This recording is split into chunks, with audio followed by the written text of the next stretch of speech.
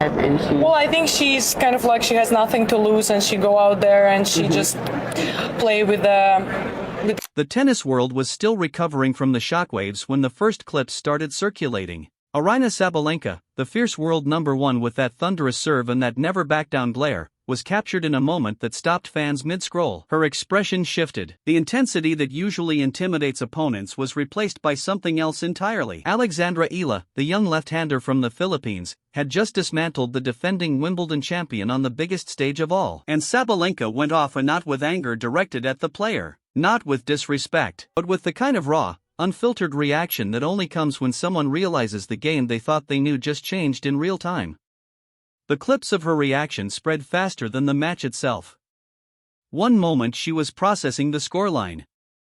The next she was leaning forward, eyes wide, almost as if she was recalculating everything she thought about the next generation. That moment became the spark. Because what Alex Eala did at Wimbledon was not just an upset. It was a declaration. Let me take you back to the beginning of this story, because the path that led to that center court moment was years in the making. Alex Eala grew up in Quezon City, far from the grass courts of London and the pressure of Grand Slam nights. Tennis was not the dominant sport in her country. Basketball ruled. Boxing captured the imagination.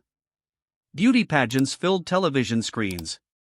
Yet somewhere in that environment, a left-handed girl with a dreamy forehand and an unshakable belief decided she would rewrite the script. She trained with intensity that surprised even seasoned coaches. She left home to study the game at the Rafael Nadal Academy in Spain, absorbing lessons from one of the greatest competitors the sport has ever seen. The early years were filled with junior titles, a junior Grand Slam victory, and the quiet determination of someone who understood she was carrying more than just her own ambitions. By the time she stepped onto the WTA Tour, the expectations were already building. Filipinos who had never watched a full tennis match started tuning in. Social media filled with messages of support written in a mix of English and Filipino.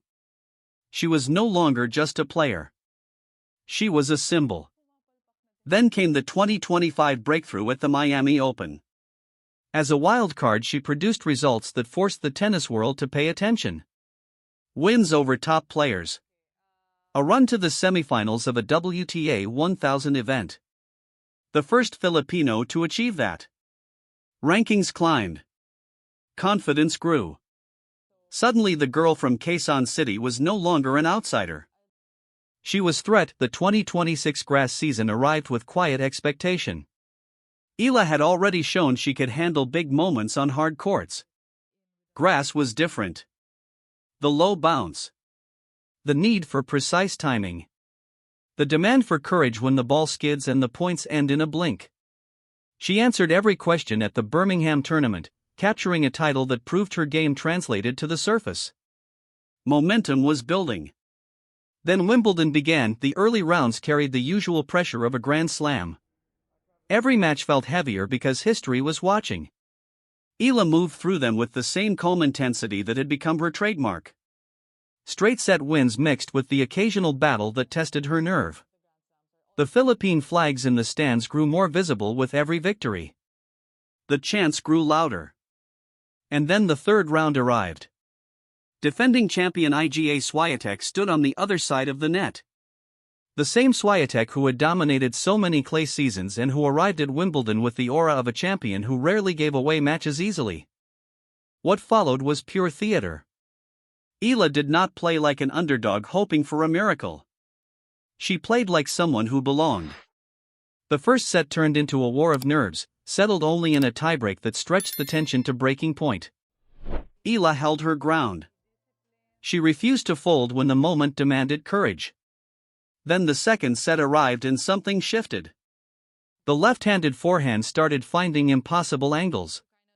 The returns grew sharper. Swiatek, usually so composed, looked unsettled. The crowd, sensing history, rose with every winner. When the final point landed, the stadium erupted. Alex Eala had just beaten the defending champion. She had become the first player from the Philippines in the Open era to reach the fourth round of a Grand Slam. In that instant, the entire narrative of Philippine tennis changed. The reaction videos flooded timelines within hours. Analysts replayed the key points. Commentators searched for new language to describe what they had just witnessed. And somewhere in the middle of that storm, the clips of Aryna Sabalenka surfaced. The world number one had been following the tournament closely. When the news of Eala's victory reached her, the response was immediate and unfiltered. She went off. Not with criticism.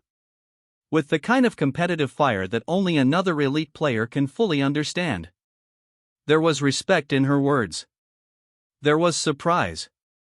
There was the clear acknowledgement that a new force had just announced itself on the biggest stage. Fans dissected every second of her reaction. Some saw disbelief. Others saw admiration mixed with the competitive edge that defines champions. Whatever the exact emotion, one thing was undeniable. Sabalenka recognized that the landscape had shifted. Eala's run did not end with the Swiatek win. She carried the same fight into the fourth round, pushing another top player and leaving everything she had on the grass. Even in defeat, the performance added another layer to the story. She walked off the court with her head high, knowing she had given her country a moment it would never forget. The ranking climb that followed confirmed what the results already showed. Career-high territory. The highest-ranked Filipino player in WTA history. A nation that once treated tennis as a distant curiosity now claimed a genuine star. The deeper story is about more than rankings and upsets. It is about belief. Eala carried the weight of a country that had waited generations for a moment like this. Every practice session at the Nadal Academy. Every early round battle on the ITF circuit. Every quiet night spent visualizing center court. All of it led to those 2 weeks in London where she refused to be limited by what others thought was possible. The left-handed game that creates angles most players only dream about. The mental toughness that refuses to collapse when the score tightens. The humility that stays intact even when history is being written. Sabalenka's reaction became the perfect mirror for the wider tennis world. When a player of her caliber goes off in response to another athlete's performance, it signals something important. It means the achievement was impossible to ignore. It means the standard just rose. Eala did not simply win a match. She forced the entire tour to recalibrate. Young players watching from academies around the world suddenly had a new blueprint. Filipino kids who once only dreamed of basketball or boxing now picked up rackets with different eyes. The sport itself expanded because one determined young woman refused to accept the old limits. Look at the details that made the Wimbledon run special. The way Eala handled the grass after rain delays. The composure in that first set tiebreak against Swiatek.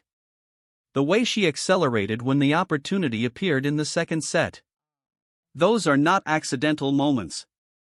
They are the product of years of deliberate work. The same work that took her from junior rankings to top 30 territory in a relatively short span. The same work that produced titles on multiple surfaces and consistent deep runs against higher-ranked opponents. There is also the cultural impact that cannot be measured in ranking points. Streets in Manila and Quezon City filled with celebrations after the Swiatek match. Strangers hugged each other in public viewing areas. Social media filled with messages from overseas Filipino workers who stayed up through the night to watch. For a few days, tennis became the national conversation. That kind of shift only happens when a performance transcends the sport. Eala delivered exactly that. Sabalenka's response added another layer of legitimacy. When the best player in the world takes notice and reacts with genuine intensity, it validates the achievement in a way no press release ever could. It tells every young player that the path Eala walked is real. That the barriers can be broken. That the next chapter of women's tennis will include voices and stories that previous generations never imagined. The story continues beyond that single tournament. Eala returned to the tour with the same hunger. She kept climbing. She kept competing. She kept proving that the Wimbledon run was not a one-week miracle but the visible peak of a much larger ascent. Every match that followed carried the echo of those 2 weeks in London. Opponents now prepared differently. Crowds arrived earlier. Expectation grew. And through it all she remained the same grounded competitor who first left home with a dream and a left-handed forehand. What makes the entire narrative powerful is the simplicity at its core. A young woman from a country without a deep tennis tradition decided the limits others accepted did not apply to her. She trained harder. She believed longer. She competed with a clarity that cut through pressure. And when the biggest stage arrived, she delivered a performance that forced the entire sport to pay attention. Aryna Sabalenka's reaction was simply the most visible proof of that shift. When someone of her stature goes off, it is because something fundamental has changed. Alex Eala changed everything at Wimbledon. She changed how the Philippines sees tennis. She changed how the tour ranks potential. She changed the list of countries capable of producing Grand Slam threats. And in the process, she gave an entire generation a new story to tell themselves when the path feels impossible. That is the real power of those 2 weeks. Not just the wins. Not just the ranking points. The permanent expansion of what is possible.